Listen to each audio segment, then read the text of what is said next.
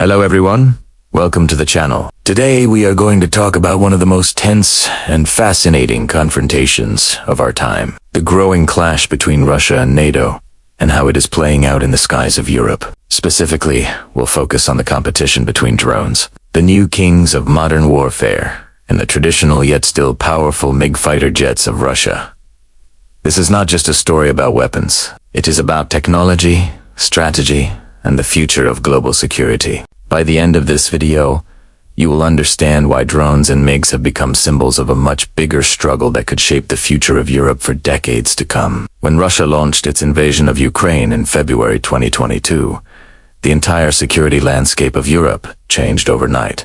NATO countries rushed to provide Ukraine with weapons, training, and intelligence, while Russia accused NATO of crossing red lines and expanding its influence too close to Russian borders. The confrontation that followed has been compared to the Cold War, but with one key difference. This time the skies are filled not only with fighter jets, but also with unmanned aerial systems drones that are changing the rules of war in real time. Drones have become the centerpiece of this new era of conflict. Unlike traditional jets, drones do not carry pilots on board. They can be controlled remotely from hundreds of kilometers away, or even pre-programmed to fly autonomously. They range from small commercial quadcopters, costing a few $100s, to advanced military systems like the Turkish Bayraktar TB2 or the American MiG-29 Reaper, which carry guided bombs and missiles. Ukraine has used drones to devastating effect, striking Russian tanks, artillery, and supply convoys, while also conducting reconnaissance that helps its artillery hit Russian positions with pinpoint accuracy. Russia, on the other hand,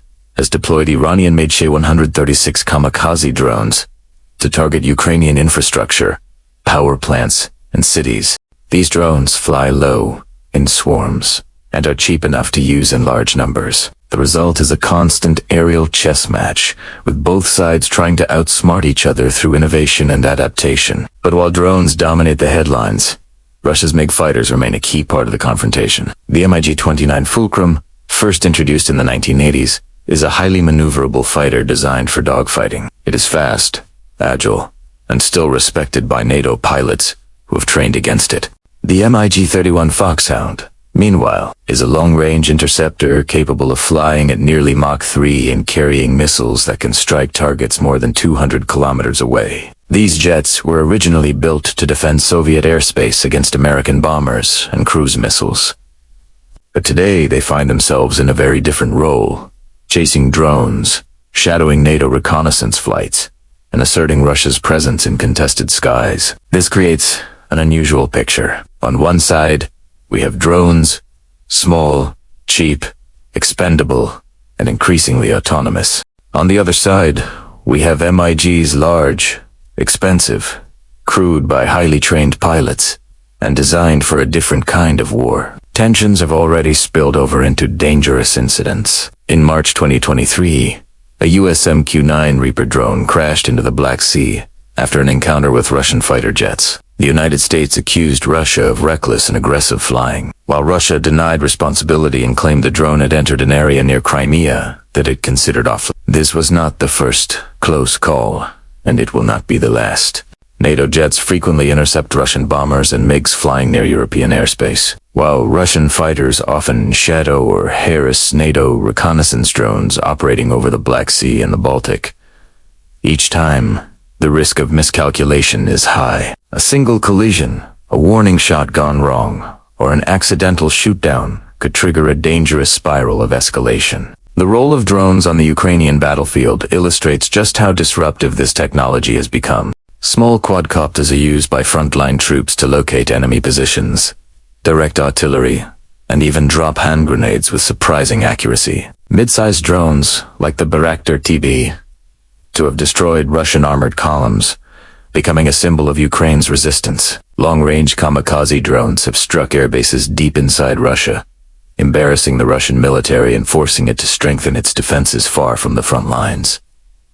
For the first time, civilians across Russia have also felt the war overhead, as drones target fuel depots, rail yards, and even Moscow itself.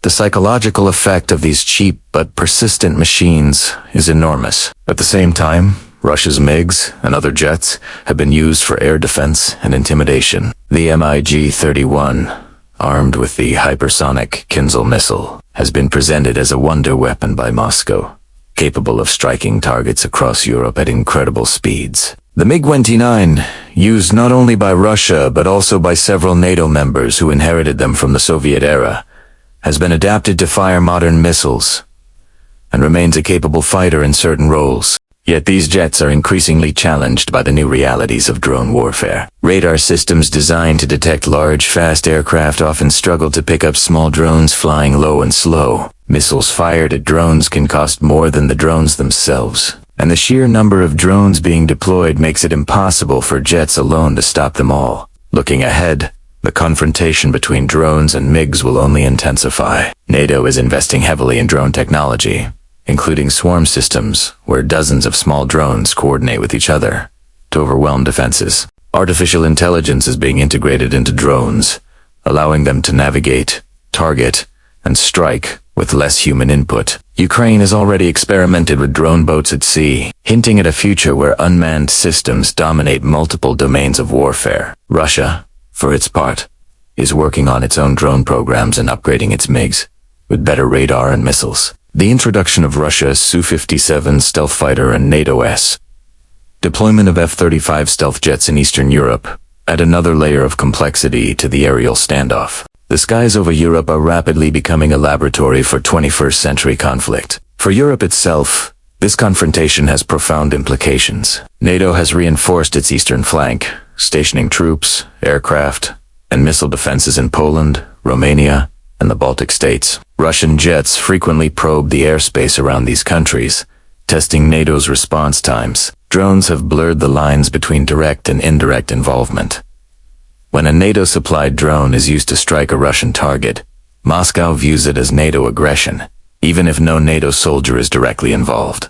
The risk of escalation is not hypothetical. It is a daily reality. For ordinary Europeans, this means living under the shadow of a confrontation that could spiral out of control at any moment. The clash between drones and MiGs is therefore more than a technical contest. It is symbolic of two different approaches to warfare. Drones represent adaptability, affordability, and the democratization of military power. Almost any country or group can acquire them, modify them, and use them effectively. MiGs, on the other hand, represent the traditional model of air power. Expensive, elite, technologically advanced, and controlled by powerful states. When these two approaches collide, the result is both unpredictable and dangerous. So, what does all this mean for the future? It means that the skies over Europe are becoming the most contested airspace in the world. It means that the line between war and peace is thinner than ever, because a drone flying in the wrong place or a jet pilot making the wrong decision could trigger a crisis. It means that the balance of power is shifting, as drones give smaller countries and even non-state actors tools to challenge great powers. And it means that the next stage of military evolution is already here, unfolding before our eyes. The question now is not whether drones will continue to challenge MiG, but how long MiGs and fighter jets in general will remain the dominant force in the skies. Some argue that drones will eventually make traditional jets obsolete, while others believe that manned aircraft will always be necessary for speed, decision-making, and carrying heavy weapons. The truth is probably somewhere in between. A hybrid battlefield where drones and jets operate side by side, each covering the weaknesses of the other. One thing is certain. The confrontation between Russia and NATO is not going away anytime soon. As long as the war in Ukraine continues and tensions remain high, drones and MiGs will continue to face off, testing each other's limits and pushing the world closer to dangerous new realities. The rest of us can only hope that leaders on both sides manage this confrontation carefully, because the stakes could not be higher. Thank you for watching. If you enjoyed this deep dive into the Russian-NATO confrontation and the clash between drones and MiGs, please like this video, subscribe to the channel, and hit the bell icon so you don't miss our next analysis of global conflicts and military technology. Stay safe, stay informed, and I'll see you in the next one.